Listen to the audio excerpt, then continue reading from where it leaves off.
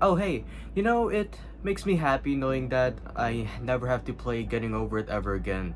Like, can you imagine if I have to play another game in a similar fashion of Getting Over It? I don't know why irony is my middle name. With the release of Getting Over It, many indie game developers have attempted to make their own games with a similar style, climbing over random placements of real-life objects while battling against the laws of physics and whatever doodad the developers left there. This game started a renaissance for rage games, as some might call it. Now, there are other Rage games that take inspiration from older Rage games like Unfair Mario and Trap Adventure, but Getting Over It paved the way for more physics-based games because of its sheer popularity and unique gameplay at the time. And unfortunately for many, it did. On May 24, 2023, solo developer Games created a game titled Only Up and released it via Steam. This game was infamous for being incredibly difficult due to its wacky controls, weird placements for platforms, and the lack of a save system. That's right, there's no save system. And you thought Getting Over It was difficult. That game had a save feature so that whenever you exit the game, you get right back to where you last went off. That was the extent of Benedictus Fucky's generosity in this game. This game said fuck that and just removed a save system from the whole game. I guess it's supposed to replicate the old NES games where most of those games don't have a save feature, but there wasn't an official save system at the time because the old NES games are supposed to feel like you're playing an arcade game. This doesn't feel like an arcade game, this is more like an electric chair. Aside from the difficulty, this game is known to contain many in-game assets that are copyrighted material, such as the 3D model of Blanket in the Wind and even sound effects from Final Fantasy VII and Minecraft, which led to its inevitable and permanent removal from Steam on September 7, 2023. Not only that, but the game also included NFTs on the player character's assets, which sounded perfectly fine to do when Steam banned any games that buy and sell NFTs since October 2021. Thank God this game was incredibly problematic. But what is this game truly about? Why the fuck do you think I'm here? So the game begins... This is the most enticing loading screen I have ever seen. We begin in a junkyard, off to a great start. So you can choose a bunch of hats to wear, there's also a timer, an elevator. Yeah, this is going well so far. So, since this is in 3D, there are multiple ways to get to the top. Yeah, it's the same goal as Getting Over It, just get to the top. That is simple, and as per usual, your main enemies are the game's controls and the physics of the game. There's a bunch of detail to get over with, so I'm not going to go through every single obstacle in the game, and I'm not going to include a raging compilation that's been done to death. Instead, watch me suffer in the background while I talk about something else. A little while ago, when I was looking for hobbies to distract myself from the fact that I was born to play the hardest games of all time, The birth certificate ain't lying. I got into reading. Now, when I was a wee little kid, I never liked reading. I found it boring and monotonous. I didn't like it. I never wanted to read another book in my life. Irony really is my middle name. When my mom gifted me her iPhone, there was this weird little yellow speck on my homepage. Books, specifically Apple books. Isn't it more suitable to call this Apple Library than Apple Books? Why am I bitching about something from a company that separated monitors from monitor stands and sold those monitor stands at around $1,000? Inside this app, there are tons of books that you can read for free. It was mostly filled with classics, literature books, kids books, and some textbooks here and there. But there was one that caught my eye. Dracula. What the fuck are these? So this is what I consider to be the first obstacle of the game. In front of you there's a whole conglomerate of pipes, and it's a maze. Some lead to dead ends and others intersect with other pipes. Now it doesn't look that hard to traverse, but God! This is where the controls truly shine. To kick your own ass. It's easy to dash and plummet your way out of the pipes, leading you to your death. The controls are so fucking sensitive, it's unbearable. It's easy if you're running forward, but doing so in any other direction is a death sentence. I wouldn't even try it. The best way you can save yourself from falling is to grab onto the pipes so long as you're not far away from them. You just have to flick the camera fast enough to grab onto the pipes.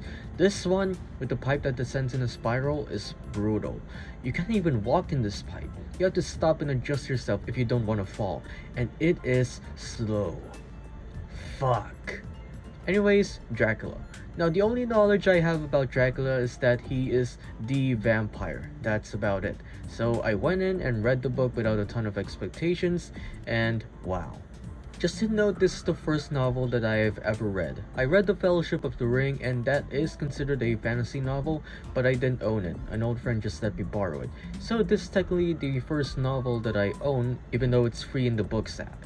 Whatever. So the novel has an interesting approach where each chapter is a diary log of each one of the characters, i.e. in the first person perspective.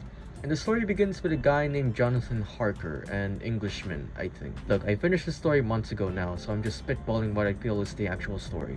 So, Jonathan is sent to Transylvania to do some paperwork, something about real estate, with a guy named, you guessed it, Count Vlad Dracula. After Jonathan stops being oblivious to the creepy shit that's happening inside the castle, he encounters Dracula doing vampire shit. He gets captured by 3 hot vampire ladies. When he failed to escape the castle, he found Dracula inside a coffin and smacked him on the head with a shovel. He also finds out that Dracula is shifting 50 boxes of earth to a bunch of places in London or something. And this last diary log shows him escaping a bunch of madmen and trying to escape through the castle walls. Then it cuts to 2 ladies talking to each other over the mail. Mina Harker, Jonathan's fiancée, and her friend Lucy Westenra. Fuck. Another pipe. This one is just fucking painful. I know it's a straight line, but god. I know there's a much safer path to take here, but I saw some stuff across my screen. Beds. When you think beds are at their best in Minecraft, think again. The beds in this game are a godsend. These act like trampolines which can launch you across long distances. These are fucking beautiful, but this is pretty much the extent of game's generosity here. Another good thing about these beds is that you get a ton of control of your movement in the air. The bad thing about these beds is that you get too much control of your movement in the air, and for this specific part, it's easy to miscalculate the landing on one bed and the other. I know I keep taking the riskier paths in the game, but I just want to get this game over with. I already have more than an hour of playtime in this game. But what does this specific bed do? Well, it leads to other beds launching you upwards until you come across the entrance of a warehouse. Getting to the actual warehouse is easy enough, but man, you have so much air control that you can miss the next flight of beds if you're not focused enough. But luckily, I made it in the warehouse. Now, where was I? So, Lucy was talking about getting married and she has but 3 choices to marry. A doctor who diagnoses a madman talking about bugs and shit, totally not related to Dracula or his evil cult, an American, and a fancy British guy. Right, I forgot to mention that all of this takes place in the 1800s, which explains why almost everyone in the story is so collected and eloquent. In the end, Lucy marries the British guy, but the other 2 seem pretty chill about it and the 3 dudes become friends. Why can all nationwide problems be resolved like this? Alright, that's a cute little tangent, but let's head back to the main stuff. Dracula boards the ship Demeter along with the 50 boxes of earth, and for many long days across turbulent seas, he tortures the ship's crew and makes landfall on some coast in England. I'm not great with geography, great. So I was supposed to stay on top of the drone, but since my 4-year-old keyboard is starting to work on its own, it pressed the D button for some reason, and I fell beside a windmill. I'm stuck. What do I do next? Well, there's this bed, and jumping on it would make me hit the windmill. I did just that, grabbed onto the giant fan blade, and landed next to a bus station. Cool. Oh hey, another bed. And another bed. And the highway collapsed. Cool. So after Dracula made landfall, Jonathan came back sick and Lucy also got sick. Jonathan was doing alright through his sickness, but Lucy's condition was gradually getting worse, so she called Dr. Robotnik. Ivo could not determine the true nature of Lucy's illness, so he called his old friend and mentor, Dr. Abraham Van Helsing. 1 year! It will take me 1 year to summon an army from the guts of hell itself. Need someone to tag along and tell weird personal stories? You can tell I love a character when I call them their full name. So Van Helsing is a smart Dutch guy who happens to be the only person in the story who knows much about vampire stuff, and with this strange knowledge, he concludes that dear Lucy has a severe case of the its. He told her to do some stuff with garlic flowers and to keep the windows closed, but her mom threw the flowers out the window and kept it open. I never understand why some people leave their windows open when they sleep. I know it allows fresh air to come into the room, but when it's nighttime, it just makes it easier for people to sneak into the room. Now, that was never a case of mine because my house is fortified like a dungeon, but still. So we ride an elevator, jump on some cash, carefully bounce on a bed to skip a large portion of the building, take another elevator, and there we go. We finished the tutorial?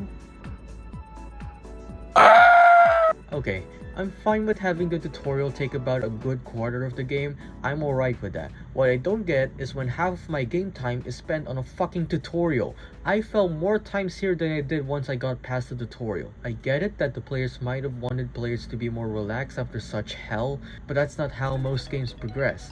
Usually, each level in the game gets harder and harder. That's the rule of thumb. This is stupid. There's barely any increase in difficulty here, it just feels lazy at this point. This game is lazy because the developers didn't even try to make their own game models and instead stole copyright material. Fuck! But I want to continue Dracula, which is a more impressive creation of man than this fucking game. Before that, the levels in this game are relatively easy. There's a lot less stuff that's pretty annoying, stuff to worry about, and stuff that can fuck up your progress. It's just that it keeps going. Whatever, let's head back to the good stuff. So Lucy got increasingly sick to the point where the boys need to donate blood. Now, blood transfusion was pretty new at the time, so it wasn't the safest nor the cleanest way to help revitalize someone, but for this story specifically, it was the only best option they have. Night after night, all the boys donated their blood, including Van Helsing, but unfortunately, Lucy died. And when Lucy was buried in a graveyard, a mysterious pale woman was seen biting little children. I wonder who could that be? The boys heard it, they saw that the woman was Lucy, the boys were horrified, they freed Lucy from vampirism by killing her in her sleep, the boys were horrified, Jonathan got well, and since Jonathan was the only person to know about Dracula, the boys came. Van Helsing spends an entire chapter talking to Mina Harker, who read Jonathan's diary during his time in Dracula's castle, and they both share notes about how to find and kill Dracula. Meanwhile, the boys, Jonathan included, roamed the streets of somewhere in England to find the missing boxes of earth of Dracula. They found all but one, and while they were searching for the last one, they left Mina alone in her own room and Dracula showed up right beside her. Great security, guys. Luckily, they showed up just in time. Unluckily, Dracula bit her, or did something evil, I forgot. The boys found that Mina was ill, the boys were horrified. However, whatever Dracula did helped Mina find out his precise location. So the boys all chose to ride on horseback while Van Helsing and Mina traveled by a ship. What perfect timing. Fuck. This is like having to circle the entire map of Los Santos in GTA 5 on foot. Why does it keep going? This game is meant to be played in under a few hours. Look at where I fucking am! This is too fucking much! Alright, let's just finish the story. So Van Helsing and Mina arrive at Dracula's castle. They find a large tomb with Dracula's name engraved on it. They encounter the hot vampire woman from the beginning of the story. Van Helsing killed him with his chastity belt. Meanwhile, the boys hunt down a bunch of madmen protecting Dracula. Jonathan cuts Dracula's head off, while the American stabs him with a wooden stake. The American died. Jonathan and Mina had a son named after the American. The doctor and the British guy got married, not to each other though. Van Helsing is Van Helsing, Dracula's dead, and the story's finished. I really like how each character describes each event in the form of a diary. It gives us a better understanding of the mentality of each individual character. I love all of the characters equally, even though I forgot the names of the two of them. Dracula, on the other hand, is kind of a mixed bag for me. He's more present in the first part of the story than in the following chapters. In the first few chapters, we get to see the history of Dracula through his own words. However, once the story shifted back to the other characters, mainly the parts when Lucy was sick and the boys were all forming a plan, Dracula's presence was just kind of flattened for me. It's like Sauron in a way. He is an active threat in the story, but he's not technically present. Also, I didn't really like how cheap Dracula's defeat was. I mean, he's sleeping, so it would make it easier to kill him than if he were awake, but still. So that was the infamous novel of Bram Stoker, Dracula. I'd give it an 8 out of 10. It's a classic, everyone should read it. It's awesome. Oh fuck. So we're back in another junkyard. It really is poetry, isn't it? But there's a dragon. So since I can't take this game any longer, or else I'll go ahead and do something productive, I used the dragon to skip another long section of the endgame, walked on the interstellar black hole, and finally finished the game. I hate my life. You may have noticed that I didn't talk much about the game itself and talked more about Dracula, and I did that for two reasons. One, I fucking hate this game. 2. Since this game is pretty open in terms of level design, there are more than just one route to progress further up. It's not like Getting Over It where it's in 2D and there's mostly one route to take in each level. With the game being open, there are many different strategies to take, either progressing the game much faster or much safer. Also, most of it is just running and jumping. There aren't a lot of times where the game surprises you, other than the occasional pranks in each level. Even with the millions of objects scattered around, the game just feels empty. Everything here is soulless. The character doesn't even have any emotions. A guy in a cauldron has more expression than this guy. There really aren't any unique experiences to find here. It's just like Getting Over It, but it's in full 3D, the physics are much more random, the environment is soulless, and is much more frustrating. Remember, there are no checkpoints here, so whenever you exit the game, you restart your progress from scratch, which means you're forced to play through the entire game in just one sitting. Bongo Fongo was a menace to society, but even he was more merciful than this abomination. I'm glad this game got removed from Steam. Beating this game isn't even rewarding.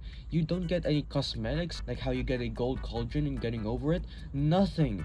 But there's an astronaut at the end of the game telling you that obstacles are never ending and that you should keep fighting to achieve your goals. What the fuck? I could just search for some inspirational quotes online and it would still feel more rewarding than this fuck.